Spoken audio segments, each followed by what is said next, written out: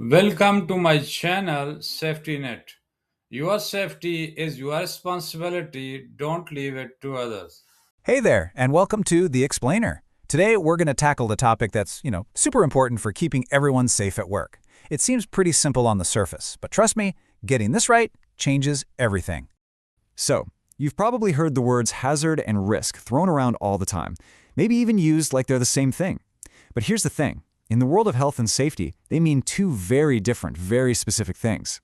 And getting this right isn't just about being nitpicky with words, it's literally the bedrock of any good safety plan. If you misunderstand this, you could end up focusing all your energy on the wrong things. All right, let's get into it. Here's what we've got on tap for today. We'll kick things off with why people get this confused, then we'll define what a hazard is, figure out how to calculate risk, and see it all in action. After that, we'll look at how to control them and wrap up with why this whole distinction is such a big deal. So first up, let's get right to it. Why do so many of us with the best intentions totally mix these two terms up? And honestly, this is where the mix-up usually happens.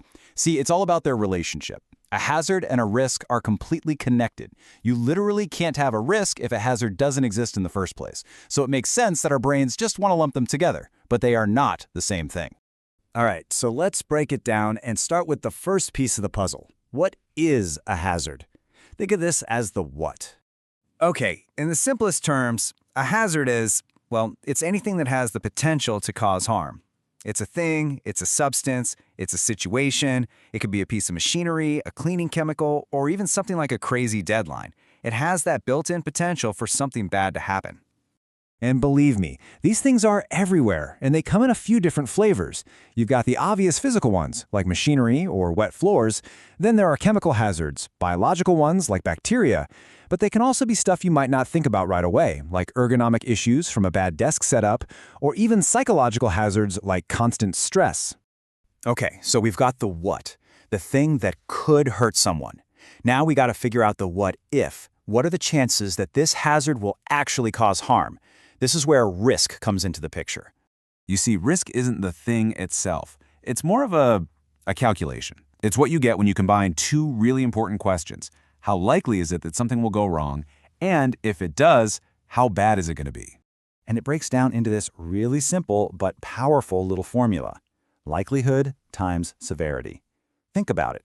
A risk could be pretty low if an accident is super unlikely or if the outcome is just a little scrape. But man, if either of those numbers goes up, the risk level can just shoot through the roof. So here's the absolute key difference, right? A hazard just is. It exists.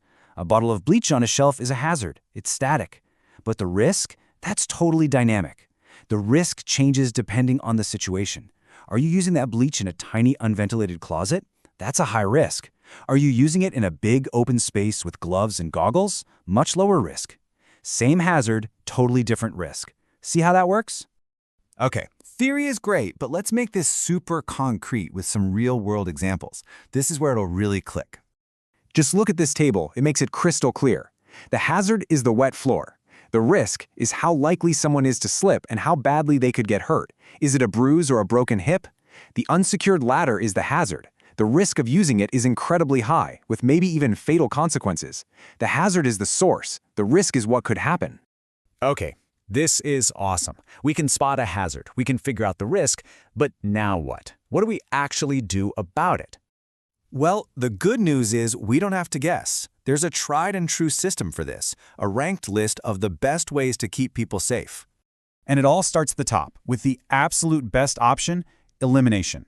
Can you just get rid of the dangerous thing entirely? Perfect. If not, you work your way down the list. Can you substitute it with something safer? Can you isolate it? And way down at the bottom, the very last line of defense is PPE, things like gloves and helmets.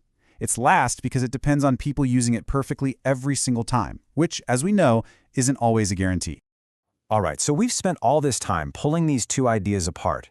You might be thinking, why does this matter so much? It's just words, right? Well, no. Well, here's why it's a huge deal. If you get these confused, you can end up chasing your tail. You might spend tons of time and money fixing hazards that are really obvious but pose a very low risk, all while a much bigger, less obvious risk is just waiting to cause a disaster. And that right there, that's the big mindset shift we're talking about. Good safety isn't just a game of spot the hazard. It's about looking ahead, assessing the actual risks, and stopping problems before they can even start. It's the difference between cleaning up a mess and preventing the spill in the first place. Look, if you forget everything else we talked about today, just remember this one little phrase. It says it all. A hazard just exists.